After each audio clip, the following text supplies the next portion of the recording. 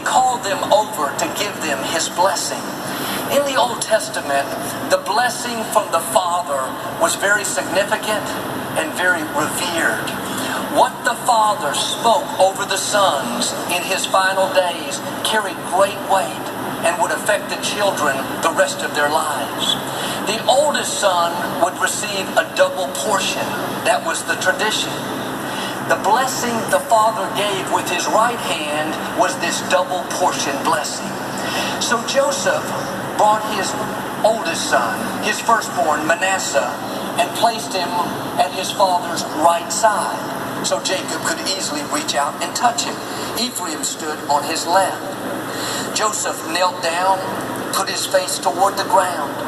But Jacob, instead of reaching out with his right hand and touching Manasseh, he crossed his arms and put his right hand on Ephraim, his left on Manasseh. He spoke the blessing over them. When Joseph eventually looked up and saw it, he was upset. He got up in a hurry and said, "Dad, what are you doing? You've got it backwards. Manasseh is my oldest." He took Jacob's right hand and was going to place it on Manasseh. Jacob pulled it back. He said, "I know what I'm doing. Manasseh will be great, but Ephraim will even be greater. Multitudes of nations will come out of him." God was showing us that he doesn't always bless the way we expect. Ephraim wasn't next in line. He didn't deserve it. He wasn't born in the right position, but God bypassed all the tradition. He bypassed what people thought would happen and did something out of the ordinary. When Joseph tried to stop his father, Jacob said in effect, "I know Ephraim was born second. I know this doesn't belong to him, but I'm crossing my arms on purpose. I'm going to show him favor that he doesn't deserve." And this story is not so much about one family member getting ahead of another. It's God showing us how he can take people from the back, people that don't have the position, people that feel left out, and bring them to the front. God loves to choose people that others say are not qualified. They don't have the talent. They don't come from the right family. They've made too many mistakes. Don't believe those lies. God is about to cross his arms. He's going to put you in a position that you didn't earn. You didn't qualify for it. You weren't next in line. God's going to make things happen that you didn't see coming. And you may think, like I did, that where you are now is where you're always going to be. You've reached your limits. That would all be true except for one thing. God is going to cross his arms. You keep honoring God, being your best, he will open doors you never dreamed would open. He's going to promote you even though you weren't next in line. You'll think, how did I get here? I didn't have the training, the experience, the connections. Here's how. God crossed his arms. I think, how did I end up in front of so many people? 18 years ago, I was running the cameras. I was doing the production. I wasn't next in line necessarily. I wasn't the most qualified, but God crossed his arms. Here I am. How did we get the Compact Center? We weren't the most influential group in the bidding process. We didn't have the biggest portfolio, the most resources, but God crossed his arms. He took us from the back and put us in the front.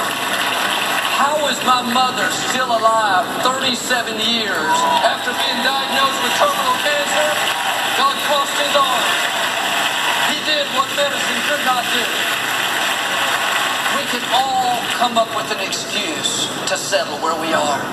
I don't have the training, Joel. I don't have the connections, the confidence, the talent, the size, the personality. God says, I know all that. I created you. I know what order you were born in. You may not be the firstborn son, so to speak. You don't feel like you have what you need to go further. Don't worry. God's going to cross his arms. He's going to make things happen that you couldn't make happen. In the scripture, Gideon said, God, I can't lead the people of Israel against the Midianites. I come from the poorest family. I'm the least one in my Father's house. God said, Gideon, I know you're not qualified. I know you're not next in line, but I'm going to cross my arms. I'm going to take you from the background to the foreground. I'm going to give you influence and ability that you've never had. Samson could have said, God, I don't deserve your goodness. You gave me supernatural strength, and I blew it. I kept giving in to temptation. Now I'm blind, bound, grinding at the mill, and it's all my own fault. God said, Samson, I knew every mistake you would ever make, and my mercy is bigger than anything you've done wrong. Yes, you should die defeated, feeling like a failure, but take heart. I'm going to cross my arms. God blessed Samson one more time, and he defeated more enemies in his death than he did his whole lifetime. You may have 1,000 reasons why you can't accomplish your dream, why you can't get out of that problem.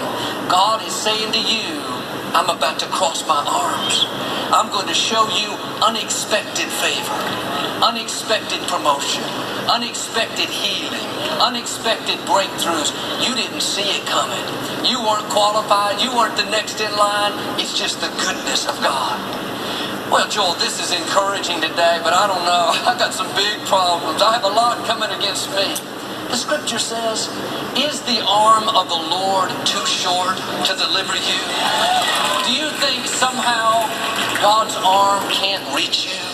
You're too far back, made too many mistakes, missed too many opportunities, have too big a problem. Can I tell you, God's arm is not too short to deliver you, to heal you, to provide for you, to free you, to vindicate you. You're going to see God do things that you didn't see coming. When he crosses his arms, things are going to fall into place. Good breaks are going to find you. Opportunity is going to chase you down. Man I know owns a design company. He started with 3 small clients. His main